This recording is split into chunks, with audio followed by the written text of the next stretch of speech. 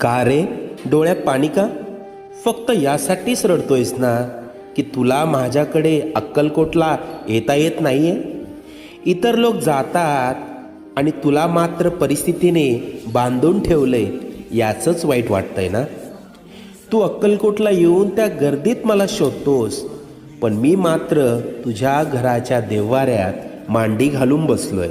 बाळा, मी अक्कलकोटला राजा म्हणून बसतो, लोकांची संकटे दूर करायला. तुझ्या घरात तुझे आईबाप म्हणून वावरतोय, तुझ्या कुटुंबाला सांभाळायला. आजपर्यंत तुझ्याबरोबर जेवढं वाईट व्हायचं होतं ते होऊन गेलंय. आता येथील सुखाचे सोन्यासारखे दिवस. हृदयाजवळील माझ्या भक्तांना पाठवून दर्शन घडव. निश्चिंत राहा, सगळं मनासारखं होईल.